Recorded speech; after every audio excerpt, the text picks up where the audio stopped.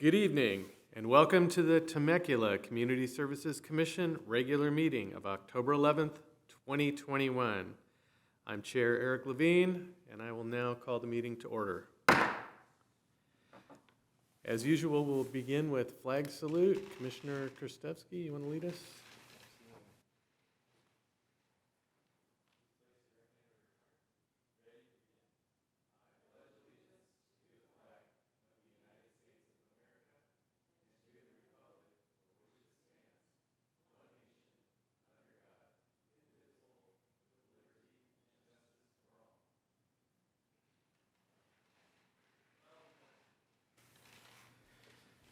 All right, Madam Secretary, the roll call, please. Good evening, Commissioners. Commissioner Kristevsky, Here. Commissioner Audi, Vice Chair Sizemore, Here. and Chairperson Levine. I am here. Okay, so we have 3 present with 1 excused absence. Excellent, thank you. And do we have any public comments this No, we do not. All right, then I shall dispense with the reading of public comments, and we can move into division reports. Who do we have first? Cassandra. Good evening. My name is Cassandra Hargett, and I'll be presenting the first part of the division reports. First slide is aquatics. Public swim concluded on September 18th, and this summer saw over 10,000 guests who enjoyed the pool, slide, and diving board during these swim sessions. Staff participated in emergency training that included first aid and CPR. The first of 7 lifeguard training courses took place this month, with more coming in October, November, and December. Water safety instructor courses also began this month, with more sessions being offered in November and December. Next slide. Contract classes. Contract classes are in full swing this fall, with 688 participants attending almost 60 classes in September. Classes include Bear Cub University, date night couples cooking, youth musical theater, pickleball, basketball, and so much more. New sessions of basketball, pickleball, and tennis have been added to the October schedule due to popular demand, and we are gearing up to create the winter-spring activity guide that will include all activities during the months of January through May 2022. Instructors and TCSD divisions are currently preparing to submit their list of classes and activities that will be taking place during this time. Next slide. CRC. Fit Color Run took place on September 19th at the Ronald Reagan Sports Park. This event had 340 registered participants and an estimated 800 plus in attendance. This event consisted of 2 heats, a 13-obstacle kids course, fun zone, Kona ice truck, face painting, and balloon art. Thanks to all the staff, volunteers, and Commissioner Catherine Sizemore for your efforts and participation in making this a successful event. And special thanks to our sponsors. Next slide. The skate park will be offering a new jam session series held on Saturday mornings. This event will be filled with music, prize drawings, activities, giveaways, and refreshments. The cost is $5 per child, 17 and under. Next slide. Teen Zone. Teen Zone is open Monday through Friday from 12:30 to 5:30 p.m. and weekends from 9 a.m. to 5 p.m. Membership cost is $1 annually and is available to all middle and high school students. September highlights include making bookmarks, keychains, and bucket hats, cooking jalapeno cheese bombs, and playing Minute to Win It. Next slide. The Teen Zone offers monthly theme boxes year-round.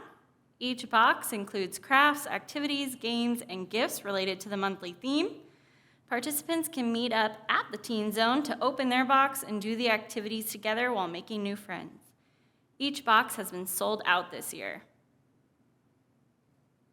Next slide. Homeless outreach. SWAG was able to get 3 longtime Temecula homeless clients, 10 plus years, housed and or placed into residential drug treatment facilities.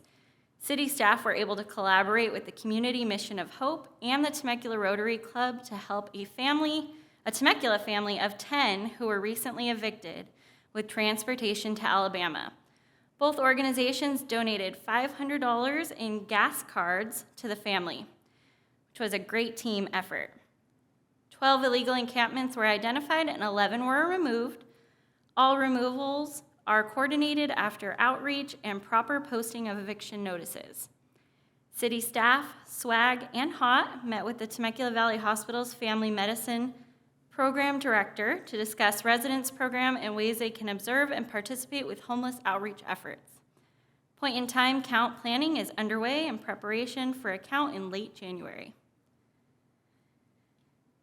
High Hopes participants engaged and connected with friends and city staff during the High Hopes kickball event held on September 3rd at Birdsall Sports Park. Participants enjoyed games of kickball, cornhole, and frisbee, along with a delicious meal prepared by staff. Big thank you to the sports staff for making the night extra special. Eagle Soar Playground and Splash Pad Special Needs Social Skills Program has new fall hours. The program will take place on the second Saturday of each month from 9 a.m. to 11 a.m. and every Wednesday through October 13th from 3:15 to 6:15. This program provides a safe, integrative, and stress-free environment where children with special needs can play and socialize with one another. Next slide. The Fall 2021 Viticulture program began on September 2nd and will continue through October 19th. Program participants have gone on field trips to Wilson Creek, Sparrow Vineyards, and Friendship Park to learn more about horticulture and viticulture. Youth Advisory Council is in full swing and is excited to be back in person and looking forward to serving the community. The 11th Annual Health and Community Resource Fair took place on September 22nd at the Mary Phillips Senior Center. Attendees participated in free health screenings and prize giveaways while learning about health-related resources in the Temecula Valley. Next slide. The Mary Phillips Senior Center celebrated its 28th anniversary in September. The seniors listened to and sang an array of songs led by the senior choir, with their friends and staff prepared a coffee bar and pumpkin soup for the seniors to enjoy. The Mary Phillips Senior Center is a designated cool center during the summer for anyone in need of temporary relief from the heat. The cool center is in place when the county issues an excessive heat advisory of 105 degrees or higher. The library had over 54,000 items in circulation, and the door count was at 20,169. In-person programs included Bad Art Night, Snap Circuit Lab, Teen Council Meeting, and 28 story times with 920 attendees. The library has displays highlighting the 234th anniversary of the signing of the Constitution, 20th anniversary of 9/11, Hispanic Heritage Month, and Banned Book Week. Parks and facilities. Birdsall shade sails were replaced over the picnic tables last week. The perimeter fencing at Sam Hicks is complete with some minor finishing work still pending.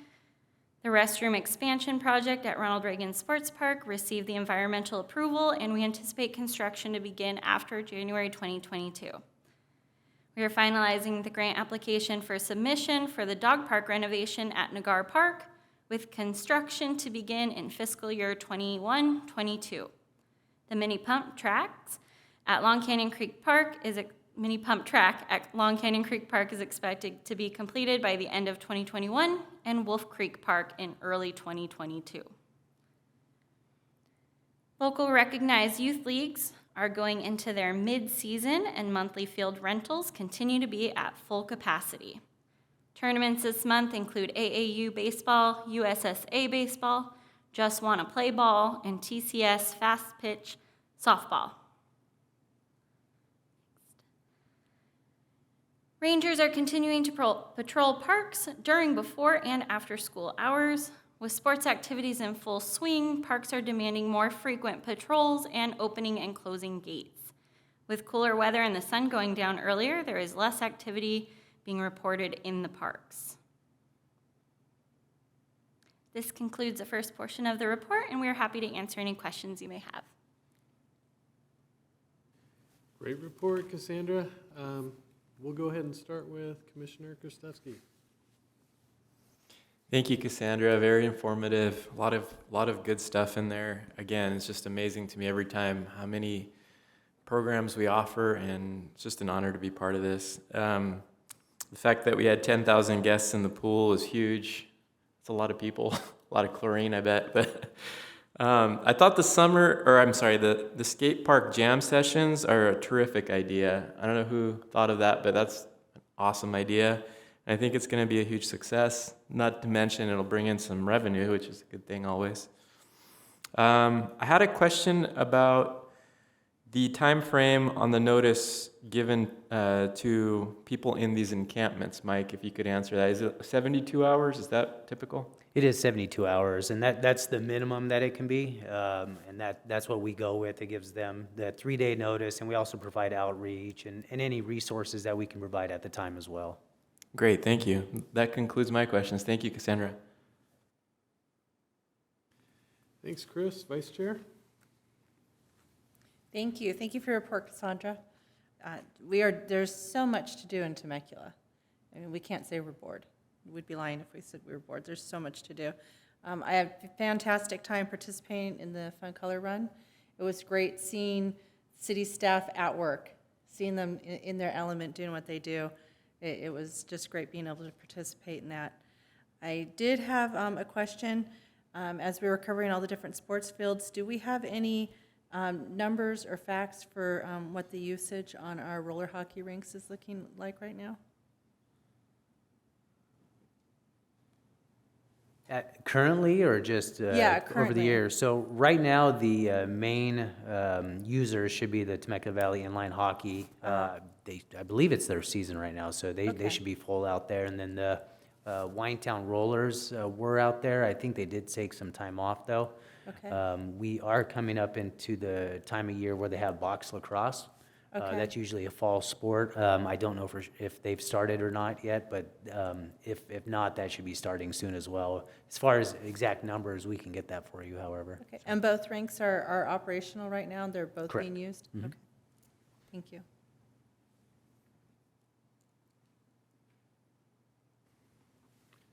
Well, thank you again, Cassandra. I just wanted to, recognize Vice Chair Sizemore for participating in the Fit Fun Color Run. It looks like a lot of fun. Oh, I helped. I didn't run. Oh, you didn't run? I should make sure we clarify that. I did not run. I helped. No, I get it. It's, but it's always awesome, for our commissioners to show up at these events. And I know you saw that one, and something just kind of sparked in you, and so it's great to see. And now there's evidence that you were actually there. Did you get all colored? I and didn't. When the time came for the color toss, You're like, I was like, yeah. I saw everybody, and they were all so messy. It looked beautiful. It looked fun and colorful, but then they all looked messy, and I was like, ah. Yeah. Well, thank you again. It's awesome. So thank you, Cassandra. Nothing further. Actually, just one question. So back to the homeless encampments. 11 out of 12 were cleared, and what's the nature of the 12th one? Just Sure. Coordination.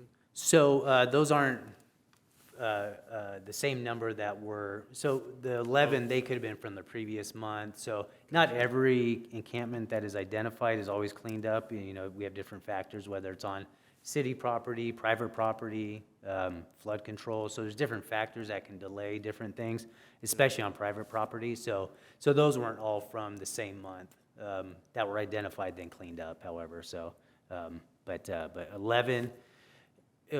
Unfortunately, we did also go through a phase where one of our main contractor that was cleaning up encampments decided to focus more on different duties.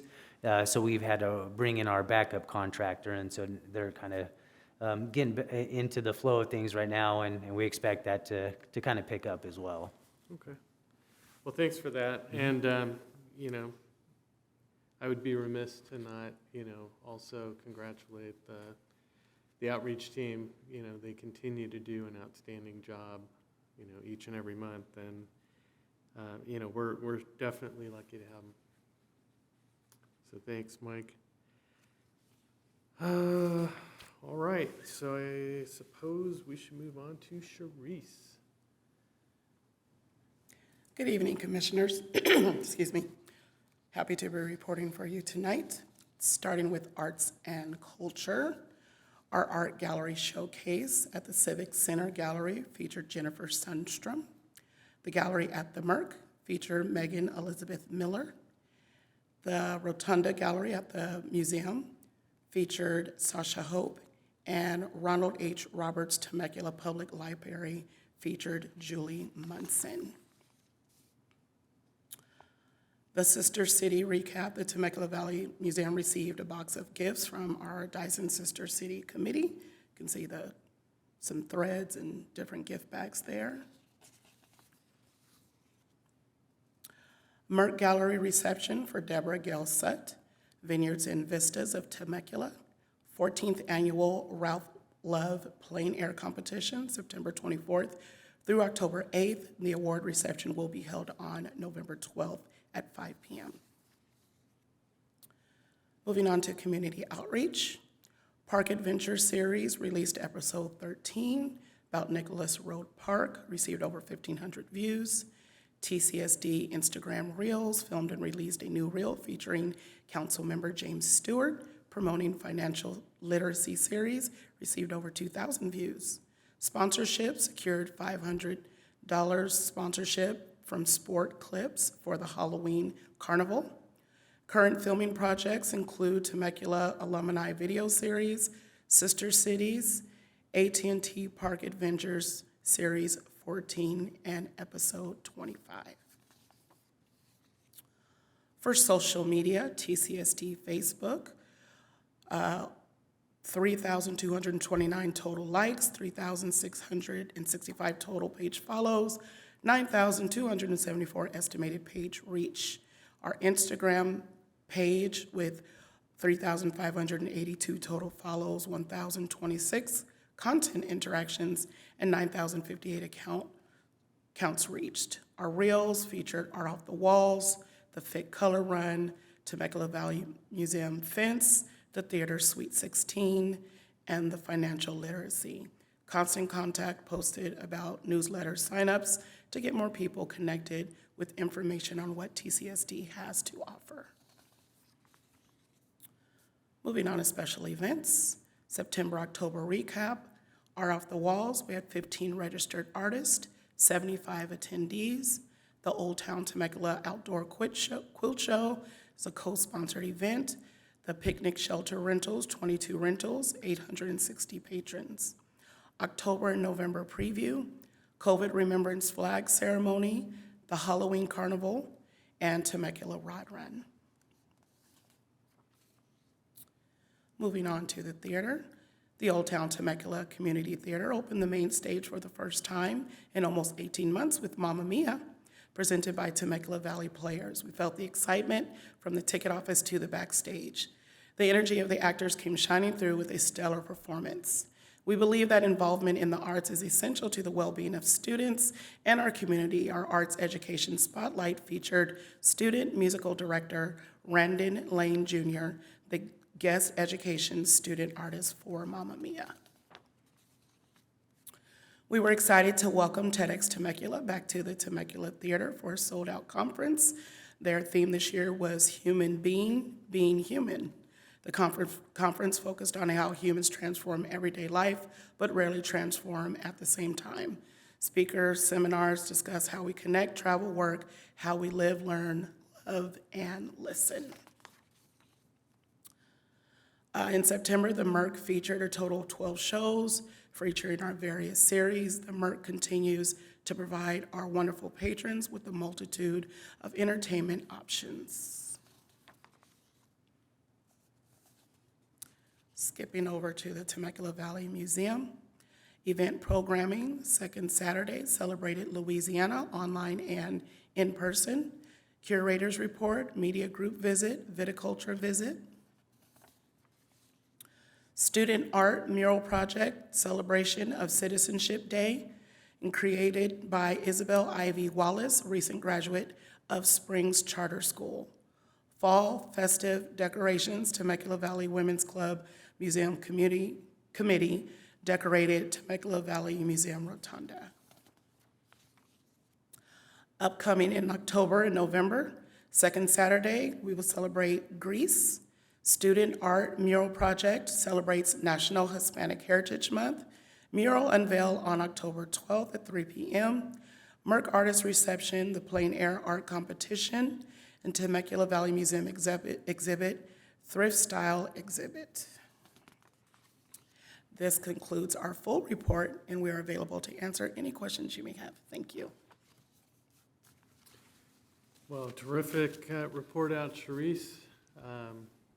Commissioner Krastowski. Thank you, Sharice. I was just blown away by the social media. How did we get 184% increase in Instagram? We've noticed that we get more reaction to our reels, so that's something we've been trying to encourage our team to do. So by doing the reels, we actually gain more followers. I'm not sure if it's just how it pops up on social media. So that's something our social media team is trying to do, release a reel at least every week to encourage followers, gain new followers, and kind of advertise all the things that we have going on in our department.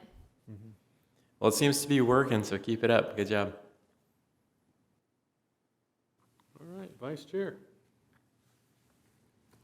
Yes, I'll also commend your social media presence. There's always stuff for me to share on my social media threads. It makes it a lot easier. I don't have to think of my own original content. I can just keep posting your stuff. Amazing things going on at the theater in Old Town this past month.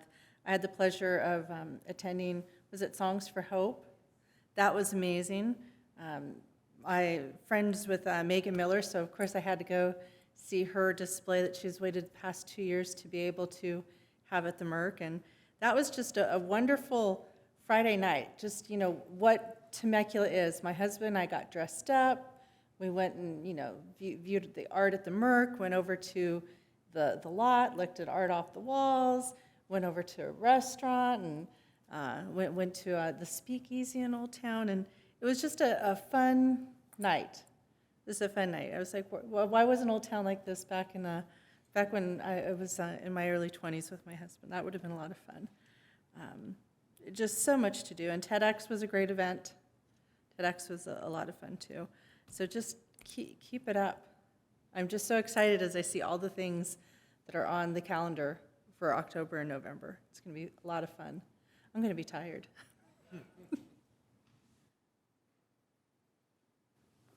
All right. I do have a couple of questions. My first question is, so I see the sister city had sent some items, but are we planning a visit this year?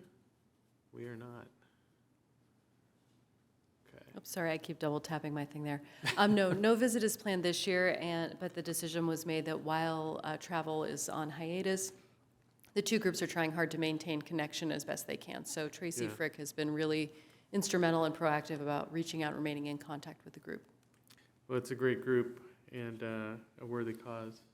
So it'd be good to see that come back. And then with respect to the sponsorship, so I saw that Sport Clips donated $500. And how do we, when we receive a sponsorship like that, how do we apply the funding?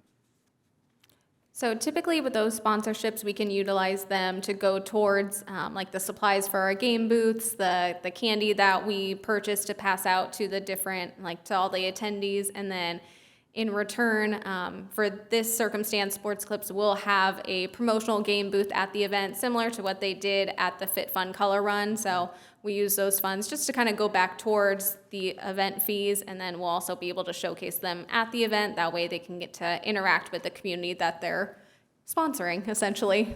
Great. Well, thank you. And Sharice, great report. Excited about all the activities coming up as well, and we thank you.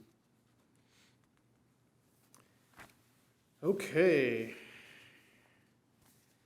Moving on, we have our consent calendar. This month, we only have one item, and that will be to approve our action minutes of September 13th, 2021. So let me go ahead and read the disclaimer. All matters listed under consent calendar are considered to be routine, and all will be enacted by one roll call vote. There will be no discussion of these items unless members of the Community Services Commission request specific items be removed from the consent calendar for separate action. We have one item tonight, and I will entertain a motion to approve. Motion. And I will call for a second. Oh, I'll second it. Okay, we have a motion from Commissioner Krastevsky and a second from Vice Chair Sizemore. So I will call a roll call vote. Commissioner Krastevsky, Aye. Vice Chair Sizemore, Aye. Chairperson Levine. Aye. Okay, so the motion is passed 3-0 with one excused absence. Thank you. Thank you. And rolling right along, Director's Report. Good evening. Good evening. So I had something a little unusual I just wanted to share tonight. Gwen had shared this with me actually when I think some of you know I was back in Ohio last month visiting my mother. And she happened to text me this incident that happened. And so because I was there, I didn't quite give it the amount of airtime I wanted to, but I wanted to share it tonight.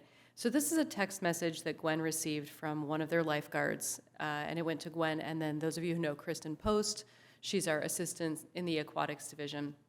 And they just call her Post. And so the lifeguard said, "Hey, Post, I just wanted to thank you for providing our lifeguarding team with the best skill set for saving someone in need. My brother Mitchell and I were at the East Sporta gym when an older male, I assume had a heart attack, had no pulse, no breathing, and no severe bleeding. We then performed CPR for 14 cycles, and the AED that Mitchell put on was used 3 times. After around 7 or 8 long minutes, CAL FIRE showed up, and after another 5 minutes, they said he was in a stable condition and had a pulse with breathing. He was going to make it." And when he texted this, he said this just happened 35 minutes ago. And then he said, "When I first saw his body, I heard Coach Pete screaming at me to open the airway and check for the pulse and breathing. Had it not been for your training, I'm not sure that the man would be alive at all. Nobody at this gym staff seemed to know what to do." So I'm not sharing that to cast the gym staff, to throw them under the bus, but, I think a lot of times we notice how much we're doing in community services, and we're very excited to share that, but we don't always realize how much the skills that our staff are learning and the things we're doing and the awareness that we raise on different issues can then translate into the larger community. So this was just one concrete example I wanted to share about how, staff training, and those of you who know Gwen know that she is just absolutely just dedicated to public safety and aquatic safety more than anything. She's top-notch, and her staff is top-notch.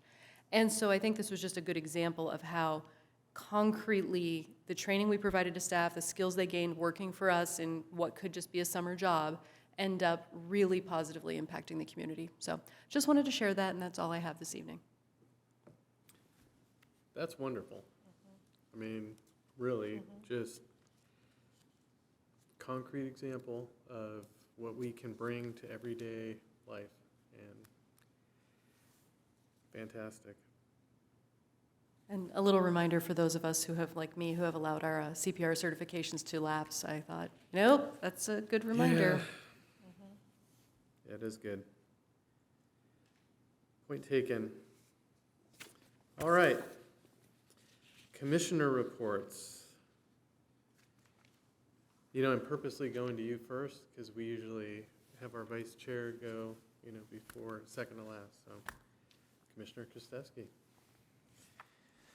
Nothing too much to report. Thank you, Erica, for sharing that. That was an amazing story. I don't know if the public knows how much 14 rounds of CPR actually is, and 3 shocks from the AED. That guy really is lucky that staff was trained and that he's even alive. I mean, that's amazing. So kudos to the team and good job making sure everybody's prepared in that capacity. As far as my report, not much going on, just busy with life, but I did get to participate in the Blue Ribbon Committee, and that was a neat experience. Got to advocate a little bit on behalf of the Temecula Bike Coalition and just advocate for active transportation, which is huge in our community. People want to be out, they want to safely access our beautiful parks and recreational areas, and I think that was just a neat opportunity to participate and make that voice be heard. So that's all I had to share tonight. Thank you. Thanks, Chris. Vice Chair? I've been doing so much this month, I'm tired. I don't have much to report, just I'm enjoying every event I've been able to go to.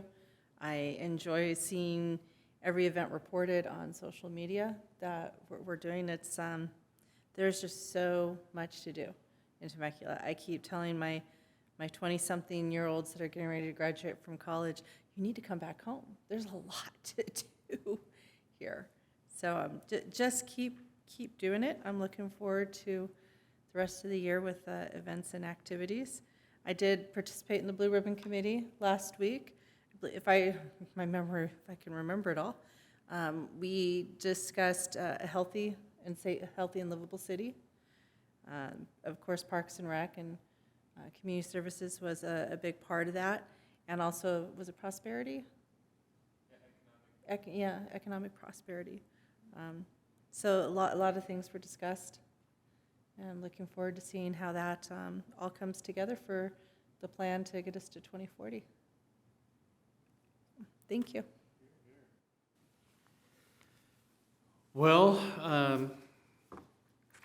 I probably have an even shorter report because I've blinked and somehow I completely missed the plein air.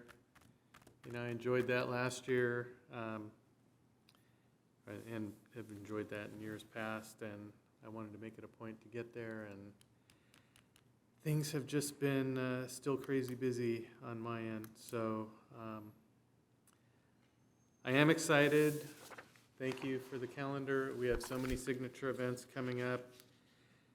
Our COVID Remembrance Flag Ceremony, the Carnival on the 29th here in Old Town. That's going to be exciting. Our Rod Run coming up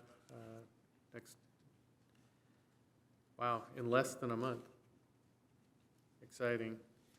And then, we run into Christmas with the Christmas tree lighting, the light parade, chilled in the park, and then the grape drop. And all of a sudden, 2 years are gone.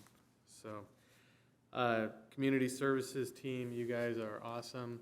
We cannot say enough. Thank you for all you continue to do. And we thank you all for your support. It really means a lot. You guys make it easy. I mean, and one of you guys said, well, I think it was you, Chris, that the public really doesn't know what all goes into this. And just, I was sitting here, I got to the meeting early and I could hear, Tracy talking to a colleague about some of the planning that they're doing and how excited they are for upcoming activities. And it's just really cool to see. And, when you guys do so much for the city and you're excited about doing, fun stuff, right? I mean, that just goes to show you how awesome it is to be here. So with that, I will adjourn to our next regular meeting of the Community Services Commission to be held Monday, November 8th, right here at 6. We are adjourned.